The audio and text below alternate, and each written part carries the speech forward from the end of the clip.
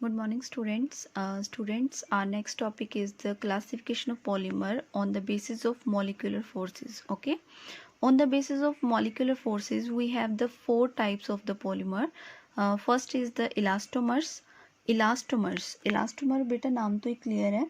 ਉਹ ਵਾਲੇ ਪੋਲੀਮਰਸ ਜਿਨ੍ਹਾਂ ਦੇ ਕੋਲ ਇਲਾਸਟਿਕ ਕਰੈਕਟਰ ਹੋਏਗਾ, ਜਿਸ ਤਰ੍ਹਾਂ ਰਬੜ ਦੇ ਵਿੱਚ ਹੁੰਦਾ, ਉਹਨਾਂ ਨੂੰ ਅਸੀਂ ਕੀ ਕਹਿ ਦਿੰਦੇ ਹਾਂ, ਇਲਾਸਟੋਮਰਸ ਕਹਿ ਦਿੰਦੇ ਹਾਂ। ਔਰ ਅਸੀਂ ਇਹ ਜਿਹੜੀ ਕਲਾਸੀਫਿਕੇਸ਼ਨ ਹੈਗੀ ਹੈ ਮੋਲੀਕੂਲਰ ਫੋਰਸਿਸ ਦੇ ਅਕੋਰਡਿੰਗ ਕਰ ਰਹੇ ਹਾਂ। ਸੋ ਸਾਡੇ ਫਸਟ ਲਾਈਨ ਕੀ ਬਣੇਗੀ, ਇਲਾਸਟੋਮਰ ਸਾਡੇ ਕੋਲ ਉਹ ਵਾਲੇ ਪੋਲੀਮਰਸ ਨੇ ਜਿਨ੍ਹਾਂ ਦੇ ਵਿੱਚ ਇੰਟਰਮੋਲੀਕੂਲਰ ਫੋਰਸ ਆਫ ਅਟਰੈਕਸ਼ਨ ਕੀ ਹੋਏਗਾ, ਵੀਕ ਹੋਏਗਾ, ਔਰ ਉਹਨਾਂ ਦੇ ਕੋਲ ਕਿਹੜਾ ਕਰੈਕਟਰ ਹੋਏਗਾ, ਇਲਾਸਟਿਕ ਕਰੈਕਟਰ ਹੋਏਗਾ, ਜਿਸ ਤਰ੍ਹਾਂ ਰਬੜ ਦੇ ਕੋਲ ਹੁੰਦਾ ਹੈ। ਓਕੇ, ਸੋ ਰਬੜ ਦੀ ਕੀ ਨੇਚਰ ਹੁੰਦੀ ਹੈ ਕਿ ਜਦੋਂ ਅਸੀਂ ਪ੍ਰੈਸ਼ਰ ਅਪਲਾਈ ਕਰਵਾਉਂਦੇ ਹਾਂ ਤੇ ਸਟ੍ਰੈਚ ਹੋ ਜਾਂਦੀ ਹੈ, ਜਦੋਂ ਪ੍ਰੈਸ਼ਰ ਰਿਮੂਵ ਕਰਵਾ ਦਿੰਦੇ ਹਾਂ ਤੇ ਫਰਦਰ ਜਿਹੜੀ ਸਟ੍ਰੈਚ ਹੋਈ ਹੁੰਦੀ ਹੈ ਉਹ ਫਰਦਰ ਆਪਣੀ ਪਹਿਲੀ ਪੋਜੀਸ਼ਨ ਕੀ ਕਰਦੀ ਹੈ, ਰੀਗੇਨ ਕਰਦੀ ਹੈ। ਸੋ ਇਹਦੀ ਬੈਸਟ ਐਗਜ਼ਾਮਪਲ ਕੀ ਹੈਗੀ ਹੈ ਸਾਡੇ ਕੋਲ, ਨੈਚੁਰਲ ਰਬਰ। ਨੈਚੁਰਲ ਰਬਰ ਜਿਹੜਾ ਹੈਗਾ ਬੇਟਾ ਇੱਕ ਗਮੀ ਮਟੀਰੀਅਲ ਹੈ ਜਿਹਦੀ ਪੂਅਰ ਇਲਾਸਟਿਸਿਟੀ ਹੁੰਦੀ ਹੈ।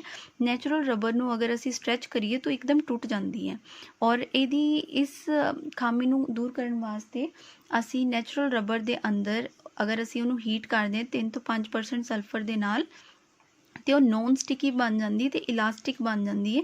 ਇਸ ਪ੍ਰੋਸੈਸ ਨੂੰ ਅਸੀਂ ਵਲਕਨਾਈਜੇਸ਼ਨ ਕਹਿ ਦਿੰਦੇ ਹਾਂ। ਔਰ ਜਿਹੜੀ ਵਲਕਨਾਈਜੇਸ਼ਨ ਹੈ ਬਹੁਤ ਇੰਪੋਰਟੈਂਟ ਟਰਮ ਹੈ।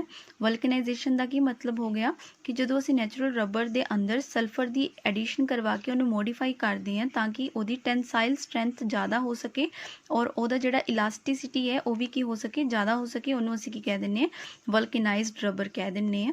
ਔਰ ਜਿਹੜੀ ਵਲਕਨਾਈਜ਼ਡ ਰਬਰ ਹੈ ਇਹਦਾ ਮੇਨ ਕੰਮ ਕੀ ਹੈਗਾ ਵੈ, ਇਲਾਸਟਿਸਿਟੀ ਨੂੰ ਇੰਪਰੂਵ ਕਰ ਦੇਣਾ।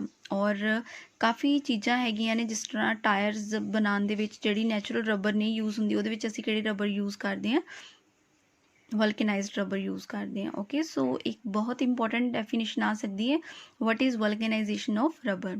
ਸੋ ਆਨਸਰ ਕੀ ਆਏਗਾ ਕਿ ਜਦੋਂ ਨੈਚੁਰਲ ਰਬਰ ਦੇ ਅੰਦਰ ਅਸੀਂ ਮੋਡੀਫਾਈ ਕਰ ਦਿੰਦੇ ਹਾਂ ਉਹਨੂੰ ਅਸੀਂ 3 ਤੋਂ 5% ਸਲਫਰ ਦੇ ਨਾਲ, ਤਾਂ ਕਿ ਉਹਦੀ ਟੈਂਸਾਈਲ ਸਟਰੈਂਥ ਵੱਧ ਸਕੇ, ਉਹਦੀ ਮਜ਼ਬੂਤੀ ਵੱਧ ਸਕੇ, ਉਹਨੂੰ ਅਸੀਂ ਕੀ ਕਹਾਂਗੇ, ਵਲਕਨਾਈਜ਼ਡ ਰਬਰ ਕਹਿ ਦੇਵਾਂਗੇ। ਓਕੇ, ਸੋ ਅਦਰ ਐਗਜ਼ਾਮਪਲਸ ਸਾਡੇ ਕੋਲ ਕਿਹੜੀਆਂ ਹੈਗੀਆਂ ਨੇ ਇਲਾਸਟੋਮਰਸ ਦੀਆਂ, ਬਿਊਨਾ ਐਸ ਐਂਡ ਬਿਊਨਾ ਐਨ।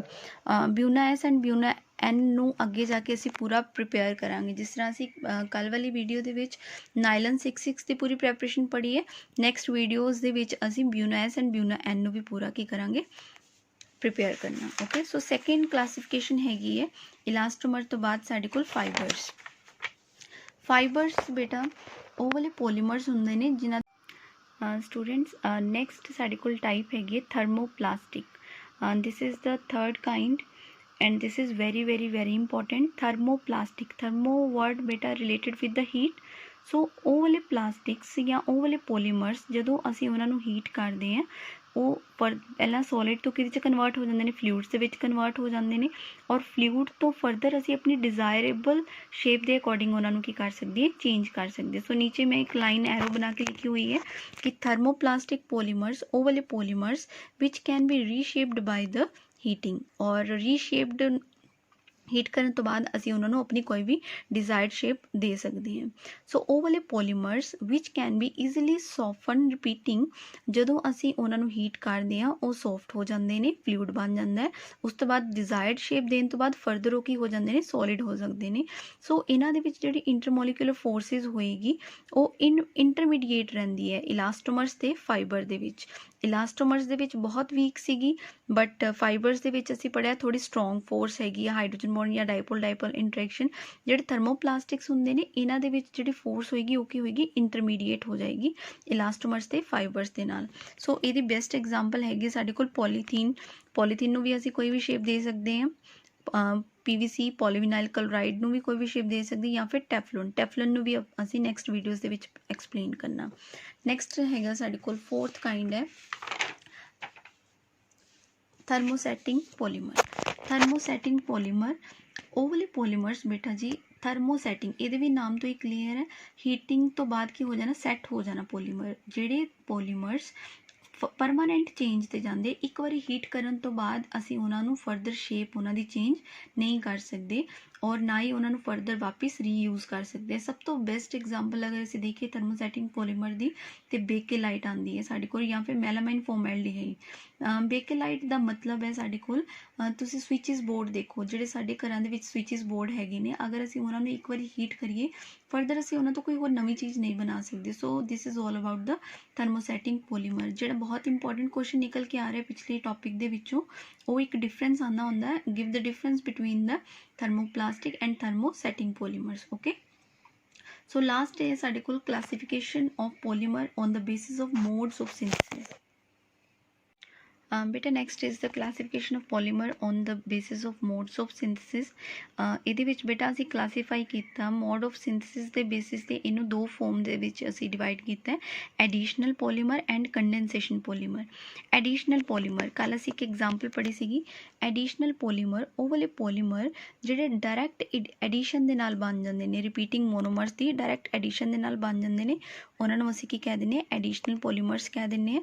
ਬਹੁਤ ਬੈਸਟ ਐਗਜ਼ਾਮਪਲ ਹੈ ਸਾਡੇ ਕੋਲ ਪੋਲੀਥੀਨ ਦੀ ਜਾਂ ਫਿਰ ਪੋਲੀਵਿਨਾਈਲ ਕਲੋਰਾਈਡ ਦੀ। ਪੀਵੀਸੀ ਦੀ ਅਸੀਂ ਅੱਗੇ ਜਾ ਕੇ ਕਰਨੀ ਹੈ, ਬਟ ਪੋਲੀਥੀਨ ਦੀ ਅਸੀਂ ਕੱਲ੍ਹ ਹੀ ਪੜ੍ਹੀ ਹੈ। ਇਥੀਨ ਮੋਲੀਕਿਊਲ ਜਦੋਂ ਅਸੀਂ n ਟਾਈਮਸ ਕੰਬਾਈਨ ਕਰਦੇ ਹਾਂ ਤੇ ਕੀ ਬਣ ਜਾਂਦਾ ਸਾਡੇ ਕੋਲ, ਪੋਲੀਈਥੀਨ ਬਣ ਜਾਂਦਾ। ਔਰ ਤੁਸੀਂ ਦੇਖੋ ਜਦੋਂ ਅਸੀਂ ਐਡੀਸ਼ਨਲ ਪੋਲੀਮਰਸ ਬਣਾ ਰਹੇ ਹਾਂ ਉਸ ਟਾਈਮ 'ਤੇ ਅਸੀਂ ਕਿਸੇ ਵੀ ਮੋਲੀਕਿਊਲ ਨੂੰ ਰਿਮੂਵ ਨਹੀਂ ਕੀਤਾ। ਨਾਓ next is the condensation polymer. ਉਹ ਵਾਲੇ ਪੋਲੀਮਰਸ ਜਿਹੜੇ ਕੰਡੈਂਸੇਸ਼ਨ ਮਿਲ ਕੇ ਬਣਦੇ ਨੇ, ਕਿਹਦੇ ਨਾਲ ਮਿਲ ਦੇ ਨਾਲ ਬਣਦੇ ਨੇ, 2 ਔਰ ਮੋਰ ਦੈਨ ਦ 2 ਮੋਨੋਮਰਸ, 2 ਜਾਂ 2 ਤੋਂ ਜ਼ਿਆਦਾ ਮੋਨੋਮਰਸ ਦੇ ਕੰਬੀਨੇਸ਼ਨ ਦੇ ਨਾਲ ਬਣਦੇ ਨੇ। ਔਰ ਇੱਥੇ ਇੱਕ ਲਾਈਨ ਬਹੁਤ main, with the elimination of simple molecules. Okay, addition ਦੇ ਵਿੱਚ ਸਿੰਪਲ ਅਸੀਂ ਐਡ ਕਰਵਾਈ ਜਾਂਦੇ n ਟਾਈਮਸ ਮੋਨੋਮਰਸ ਨੂੰ ਰਿਪੀਟ ਕਰਵਾਉਂਦੇ, ਬਟ ਇਹਦੇ ਵਿੱਚ ਕੀ ਹੋ ਰਿਹਾ ਸਾਡੇ ਕੋਲ, ਐਲੀਮੀਨੇਸ਼ਨ ਹੋ ਰਿਹਾ। ਸਿੰਪਲ ਮੋਲੀਕਿਊਲ ਕਿਹੜੇ ਹੋ ਸਕਦੇ, ਵਾਟਰ ਹੋ ਸਕਦਾ, ਅਮੋਨੀਆ ਹੋ ਸਕਦਾ। ਇਹਦੀ ਬੈਸਟ ਐਗਜ਼ਾਮਪਲ ਹੈ ਸਾਡੇ ਕੋਲ ਨਾਈਲਨ 66। ਬਟ ਦੇਖੋ ਨਾਈਲਨ 66 ਦੇ ਵਿੱਚ ਕੀ ਹੈਗਾ ਸਾਡੇ ਕੋਲ, ਇਥਾਈਲਿਨ ਡਾਇਮੀਨ, ਇਹਦੇ ਵਿੱਚ ਬੇਟਾ ਸਾਡੇ ਕੋਲ ਕੀ ਹੈਗਾ, ਨਾਈਲਨ 66 ਦੇ ਵਿੱਚ ਹੈਗਾ ਸਾਡੇ ਕੋਲ ਹੈਕਸਾਮਿਥਾਈਲਿਨ ਡਾਇਮੀਨ ਐਂਡ ਐਡੀਪਿਕ ਐਸਿਡ। ਹੈਕਸਾਮਿਥਾਈਲਿਨ ਡਾਇਮੀਨ ਐਂਡ ਐਡੀਪਿਕ ਐਸਿਡ ਜਦੋਂ ਅਸੀਂ ਇਹਨਾਂ ਦੋਨਾਂ ਨੂੰ ਐਡ ਔਨ ਕਰਦੇ ਹਾਂ ਤੇ ਅਸੀਂ ਦੇਖਦੇ ਹਾਂ ਕਿ ਵਾਟਰ ਮੋਲੀਕਿਊਲ ਨਿਕਲ ਜਾਂਦਾ। ਠੀਕ ਹੈ, ਜਦੋਂ ਵਾਟਰ ਮੋਲੀਕਿਊਲ ਰਿਮੂਵ ਹੋ ਜਾਏਗਾ ਔਰ ਅਗਰ ਅਸੀਂ ਇੱਧਰੋਂ ਵਾਟਰ ਮੋਲੀਕਿਊਲ ਕੱਢਦੇ ਹਾਂ, longest chain n time change ਬਣਦੀ ਹੈ, ਤੇ ਕੀ ਬਣੇਗਾ ਸਾਡੇ ਕੋਲ, ਨਾਈਲਨ 66 ਦਾ ਪੋਲੀਮਰ ਆ ਜਾਏਗਾ। ਸਮਾਲ ਮੋਲੀਕਿਊਲਸ ਵਾਟਰ ਜਾਂ ਅਮੋਨੀਆ ਇਹਦੇ ਵਿੱਚ, ਇਹ ਕੇਸਿਸ ਦੇ ਵਿੱਚ ਅਸੀਂ ਕੀ ਕਰ ਸਕਦੇ ਹਾਂ, ਰਿਮੂਵ ਕਰ ਸਕਦੇ ਹਾਂ। So this is all about the thermoplastic and thermosetting polymer and then additional polymers and the condensation polymer. Okay, video ਨੂੰ ਧਿਆਨ ਦੇ ਨਾਲ ਵਾਚ ਕਰੋ। If you have any kind of problem then ask me.